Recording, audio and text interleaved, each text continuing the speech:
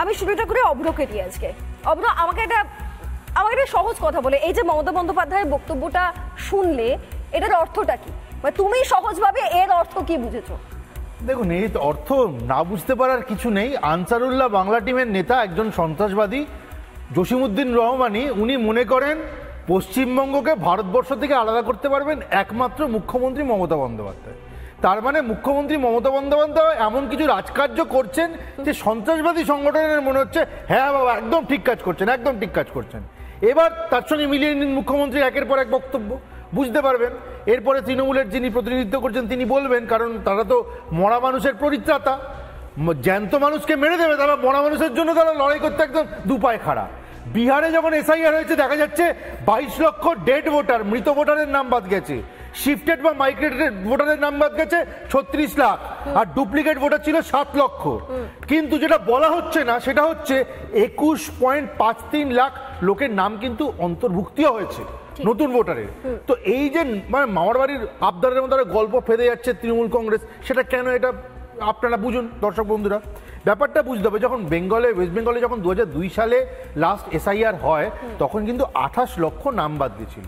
স্বাভাবিক সময়ের জন্যই মানুষ মারা যাবে, কেউ রাজ্য থেকে চলে গেছে, কারোর নাম হয়তো ডুপ্লিকেট ভাবে দুবার তিনবার উঠে গেছে, তো স্বাভাবিকভাবে এই নামগুলো তো বাদ যেতে হবে। একটা স্বচ্ছ ইলেকটোরাল রোল থাকার জন্য এই নামগুলো বাদ যাওয়া খুবই প্রয়োজন।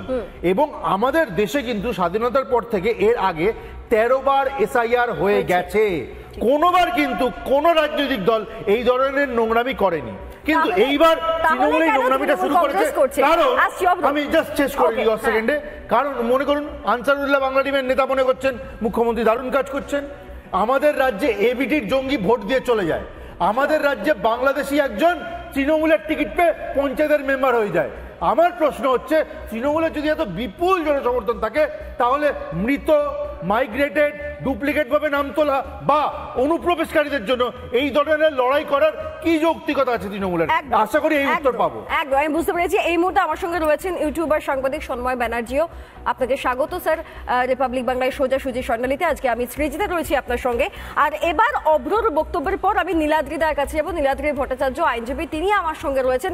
নীলাদ্রি বাবু, আমাকে একটা কথা বলুন যে সত্যি সত্যি এই যে এসআইআর নিয়ে লাগাতার মিথ্যাচার, দেখুন পুজোটা পার হয়ে গিয়েছে, সমস্ত রিক্রুটমেন্ট গুলো কমপ্লিট হয়ে গিয়েছে 30শে সেপ্টেম্বরের মধ্যে, যেটা কমপ্লিট হওয়ার কথা ছিল। আমরা অক্টোবর মাসে দাঁড়িয়ে রয়েছি, এসআইআরটা হচ্ছে দাদা। তাহলে এই এসআইআর নিয়ে লাগাতার মিথ্যাচারের কি প্রয়োজনীয়তা ছিল?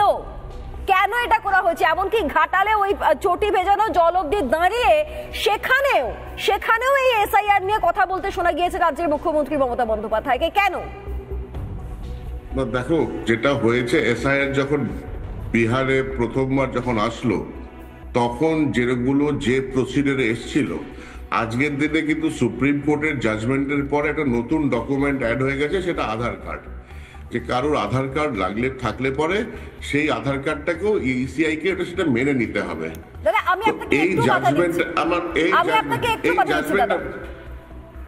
এক সেকেন্ড, প্রথমত যে আধার কার্ডের বিষয়টা এত সহজভাবে এই পথে আসছে না, প্রথমত। দ্বিতীয়ত দাদা, আপনাদের মানে কিছু মাইন্ড করবেন, আমরা যে রাজ্যে বাস করছি না, এই যে রত্না বিশ্বাসদের মতো মানুষরা, তারা বলেন জাকিরদারের সঙ্গে দেখা করে নেবেন, জাকিরদা কার্ড ভালো তৈরি করে দিতে পারে, এইসব ভোটার কার্ড, পরিচয়পত্র। এছাড়াও আমরা আমাদের জেলায় একাধিক ক্ষেত্রে দেখেছি বিভিন্ন জায়গায় ভুয়ো আধার কার্ড তৈরি হচ্ছে অর্থের বিনিময়ে। 5, 10, 12, 13 ব্যাস আধার কার্ড হাতে চলে আসছে।